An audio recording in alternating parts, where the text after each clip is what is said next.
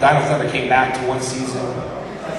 Yeah, SPD. Well, they were just, those guys were idiots. They didn't even ask me to do it. You know, they did it because it was New Zealand. Because that's what I say about Disney's cheap. They didn't want to fly me down to New Zealand to film. So they're like, all right, well, we'll just film them, and then we'll just film the Black Ranger costume, and then we'll call Jeff, the White Ranger, and we'll ask him to do his voice instead of paying me. So when they called me, I kind of got a little, you know, they already asked him. I'm like, I don't want to do it, man. You guys go ahead and do it. And they're like, well, no one's going to know. And fans know that's not my voice on there. You know, so, but yeah, I wasn't, I guess, invited because of not, they didn't want me up there. It's just, I think, I don't know, man. I don't think they wanted to bring me from America, you know? But again, you're dealing with people that I think just don't understand the fans. They understand the money, they understand the show, they understand the toy sales, they're businessmen. I heard you guys talking in the room. I don't know who was talking about, maybe it wasn't you guys, about putting up money for films. You know, I think it was the other two people. They're talking about how did people put up money for films that are just horrible? You know? Yeah, you were talking about that. You putting up money for films. I over-listen to everybody's conversation. I told you that yesterday. I listen to people. I just pretend I'm eating, I'm listening. But yeah, you know, people put money in stuff, and it just turns out to be a horrible, horrible film. I think they put money into it, but the passion's not into it. And if the passion's not into it as a director and a writer, it's just, you're lost. You're just out there and filming a senseless movie that just becomes a horrible nightmare wreck. I tell you, the worst director I've ever worked with, and I know you haven't asked that, but I'm going to say it. His name is Marco, was his name. Priscilla Presley's husband, okay? He was the worst director I've ever. Pauly Shore, who played Bulk, had to save him and was director. He stepped in, Pauly stepped in for one episode and finished it. He couldn't even direct the episode, it was horrible. And the reason why we used him was Priscilla Presley. Elvis Presley's, you know, that's why he got in. So, and I swear to God, I'm not lying. I'm really not lying at this.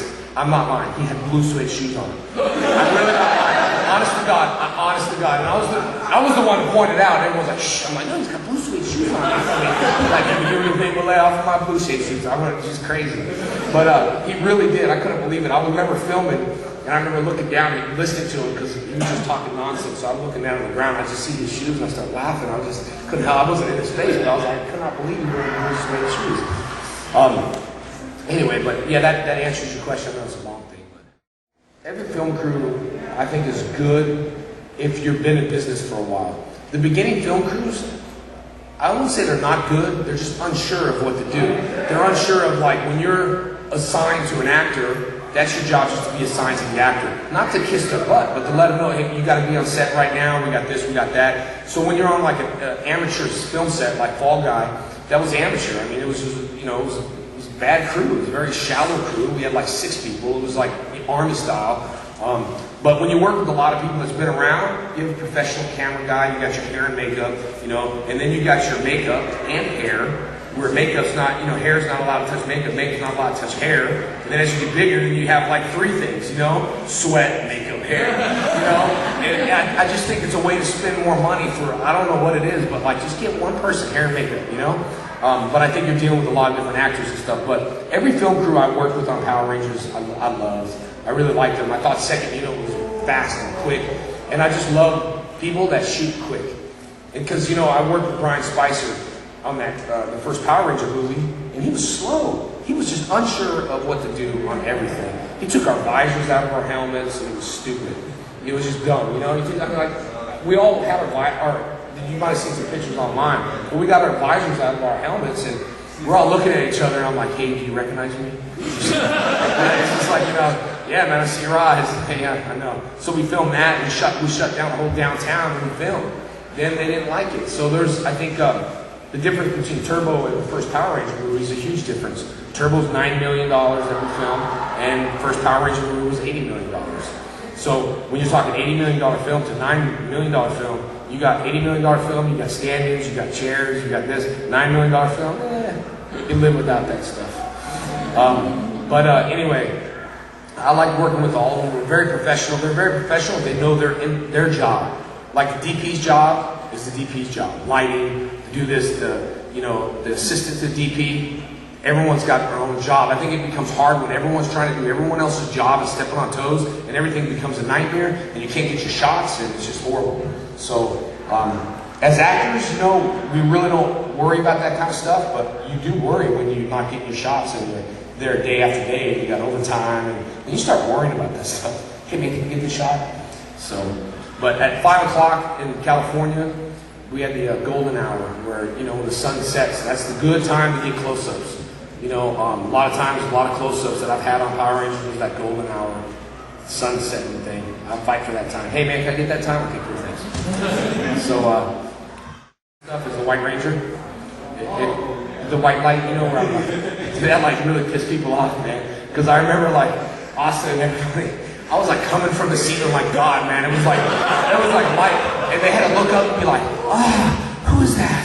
Whoa, and it was just me floating down. It was I. And everyone's just like, damn it. So I just remember that. We're talking about white light out there, and I just remember all their faces. And I was happy to hang on the wire. Like, come on, close your eyes and move more. It's like, they're like this. Anyway. Different shots always work better.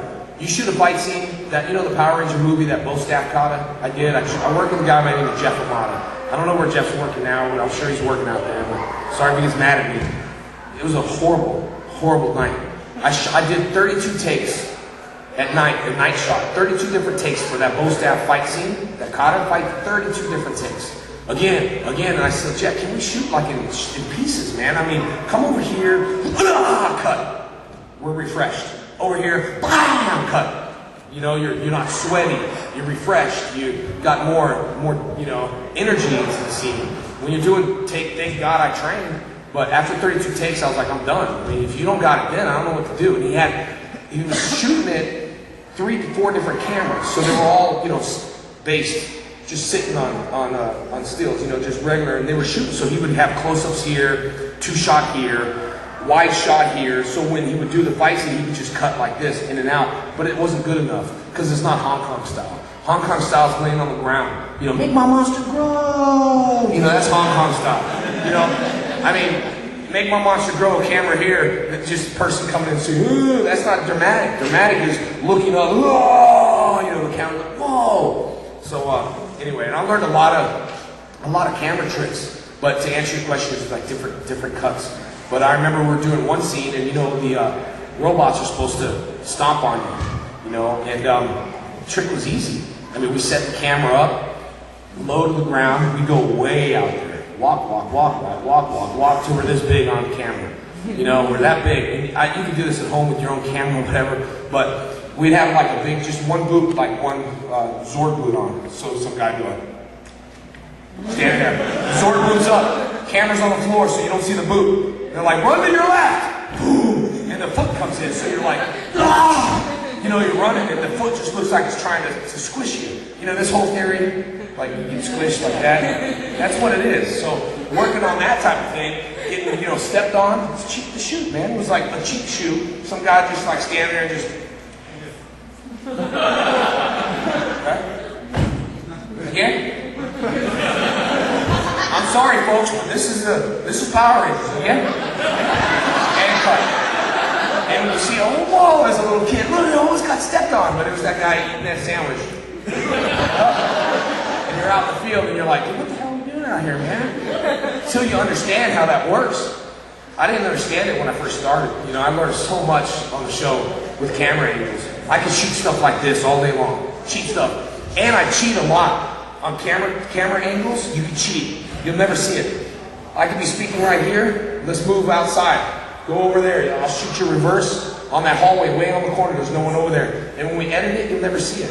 That's why everyone was like, oh, we got to be in the same room. You don't have to be. I cheated so much on that film thing when I was with my kids. The kids didn't understand what the hell was going on. I go, huh? Okay, say your line here. Blah, blah, blah, blah. And edit it together like, watching it like they've never done it. You know, they don't understand it. Whoa, I did that? That kid did that? You know, I'll have him kick someone, and then I'll take a kid and I'll just throw him on a mat. Oh, boom, follow him. And then I'll put the camera right here and I'll say, just fall into the frame. And they're like that. So when I cut it together, it's like, bam, kid throws him, shoo, the kid flies him, boom, falls in frame. So they're like watching it like, wow. But that's Hollywood, you know?